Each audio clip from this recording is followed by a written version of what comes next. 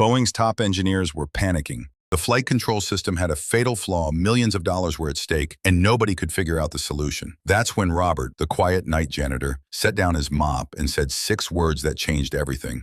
I think I can help with that. Welcome back to Hidden Valor. Before we share this incredible story of brilliance hiding in plain sight, tell us in the comments what city you're watching from today. And if you believe every person deserves to be seen for who they truly are, hit that subscribe button and help us honor the extraordinary people living ordinary lives. The Boeing facility in Seattle was a cathedral of American engineering.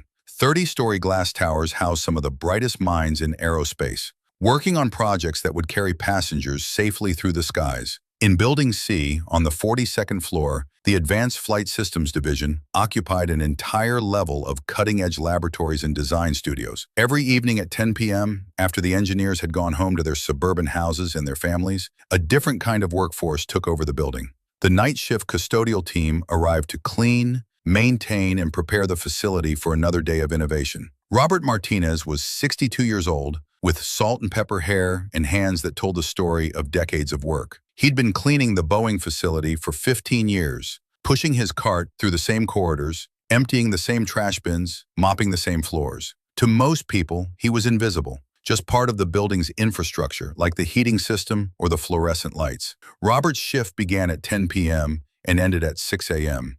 He worked alone through most of the night, moving methodically from office to office, lab to lab. He knew every corner of the building, every quirk of the ventilation system, every stain that refused to come out of the carpet in Conference Room B. The engineers who worked during the day barely acknowledged him. Occasionally, one might nod as they passed him in the hallway during late overtime sessions, but most of them looked right through him.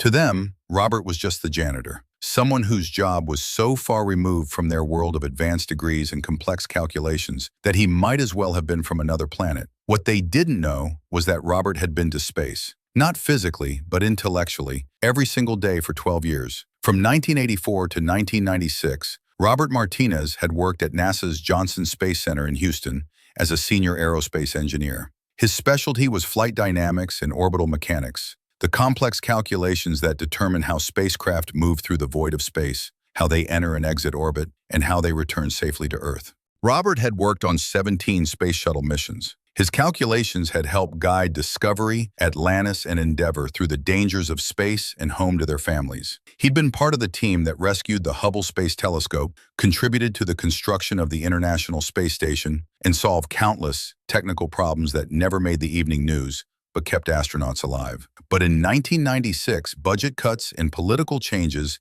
had eliminated Robert's position, along with hundreds of others. At 54, with 2 daughters in college and a mortgage to pay, Robert found himself looking for work in a suddenly shrinking aerospace industry. The transition from NASA engineer to night janitor hadn't happened overnight.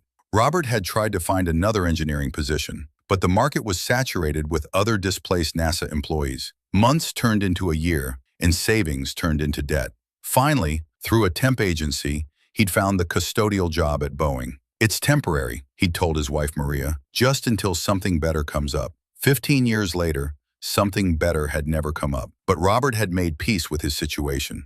The work was honest, the pay was steady, and there was something peaceful about the quiet night hours. He could think while he worked, and thinking had always been Robert's greatest joy.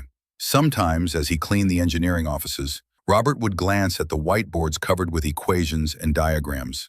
He couldn't help himself. His mind would automatically process the formulas, check the calculations, spot the errors. But he never said anything. Who would believe that the night janitor understood aerospace engineering better than most of the people who worked there during the day? The crisis began on a Wednesday evening in March. Robert arrived for his shift to find the building buzzing with unusual activity. Engineers who normally left by 6 p.m. were still at their desks at 10 p.m., clustered around computers and arguing in hushed, urgent tones. Something was wrong. As Robert moved through the building with his cart, he picked up fragments of conversation. Control surface response is completely unstable. Computer simulation shows catastrophic failure in 12 different scenarios. If we can't solve this, we're looking at a 2-year delay and $800 million in losses. The Advanced Flight Systems Division was in crisis mode. Robert had seen it before during his NASA days. That particular combination of panic and determination that comes when brilliant people encounter a problem that seems unsolvable. Robert finished his rounds on the lower floors and took the elevator to the 42nd floor. The engineering division was usually empty by the time he arrived, but tonight every light was on. Through the glass walls of the conference rooms, he could see groups of engineers staring at whiteboards covered with equations, their faces tense with frustration. In the largest conference room, a presentation was in progress. Robert recognized the man at the front, Dr. James Mitchell, the division's chief engineer, a MIT graduate with 2 decades of experience and a reputation for solving impossible problems. "We've run the simulation 47 times, Dr. Mitchell was saying to the room full of engineers. "The result is always the same. The flight control system enters an unstable oscillation during critical phases of flight. It's not just inefficient, it's deadly."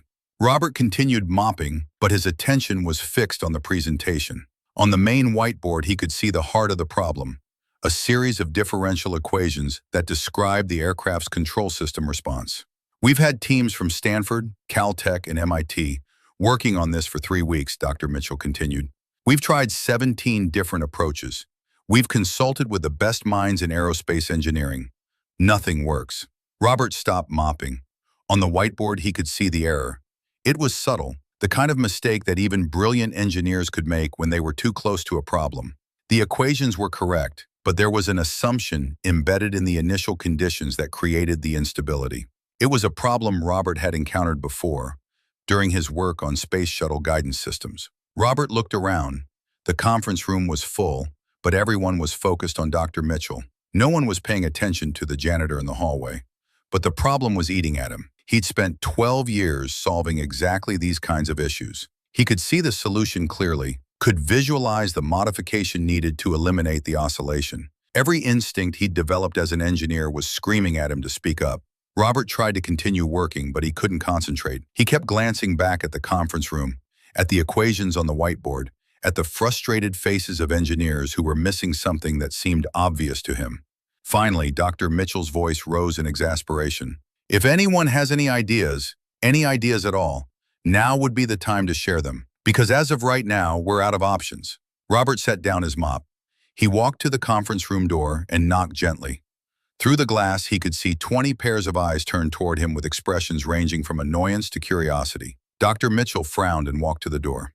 "Yes?" Dr. Mitchell said, opening the door slightly. "We're in a private meeting." Robert took a deep breath. "I'm sorry to interrupt, sir. I'm Robert, the night janitor. I think I can help with that." The room fell silent. Dr. Mitchell's frown deepened. "I'm sorry. What?" "The equations on your whiteboard," Robert said quietly. "I think I see the problem." Dr. Mitchell glanced back at his colleagues, several of whom were smiling in the way people smile when they think they're witnessing something absurd. "The equations on the whiteboard." "Yes, sir. The instability you're getting in your control system. I think it's coming from an incorrect assumption in your boundary conditions." Dr. Mitchell stared at Robert for a long moment. Behind him, someone chuckled. Another engineer whispered something to a colleague. "Sir," Dr. Mitchell said carefully, "I appreciate your interest, but this is a very complex aerospace engineering problem. We have some of the best minds in the industry working on it." "I understand that, sir, but I used to work on similar problems at NASA. The oscillation pattern you're seeing, I've encountered it before." The chuckling stopped. Dr. Mitchell's expression changed from annoyed to confused. "You worked at NASA?" "Yes, sir. Flight dynamics and orbital mechanics. 12 years, until the budget cuts in '96. Dr. Mitchell looked Robert up and down, taking in the janitor's uniform, the mop, the cart full of cleaning supplies. "And you're saying you understand our control system problem?" "I think so, sir. May I show you?" Dr. Mitchell hesitated. Behind him, the room was dead silent. "This is ridiculous," someone said from the back. But Dr. Mitchell had spent enough years in aerospace to know that brilliant people sometimes ended up in unexpected places. And they were, as he just said, completely out of options. "All right," Dr. Mitchell said slowly. "Show me." Robert entered the conference room, acutely aware that every eye was on him. He approached the whiteboard where the problematic equations were displayed. "Here," he said finally, pointing to a section of the equations. "This boundary condition assumes a fixed reference frame, but your control surfaces are operating in a dynamic environment. The oscillation isn't a flaw in your control logic. It's the system trying to compensate for a reference frame that's constantly shifting." Dr. Mitchell moved closer to the whiteboard. "Go on." Robert picked up a marker.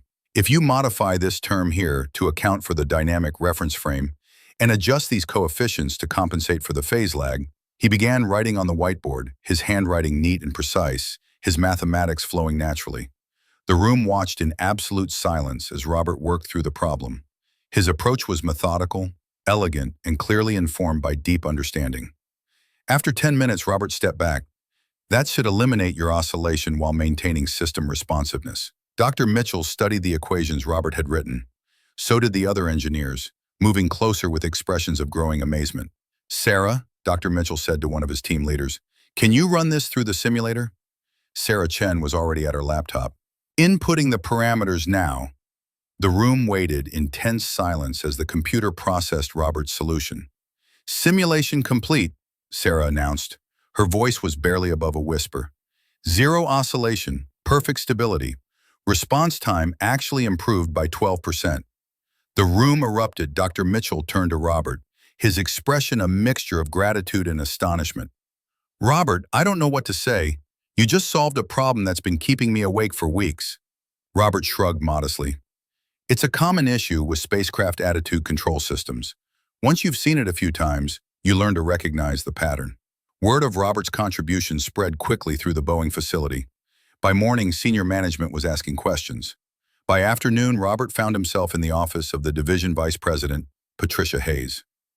Robert, she said, I understand you solved our flight control problem last night?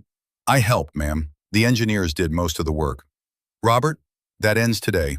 I'm offering you a position as a senior aerospace engineer, effective immediately. Robert was quiet for a moment. We are surrounded by hidden talents and untold stories of brilliance disguised as ordinary work. Have you ever met someone whose current job didn't match their obvious intelligence? Someone who seemed overqualified, but never complained? Share their story in the comments. If this story moved you, subscribe to Hidden Valor. Help us honor those who serve in humble positions while carrying extraordinary knowledge. Remember, the next time you interact with someone in a service job, take a moment to really see them.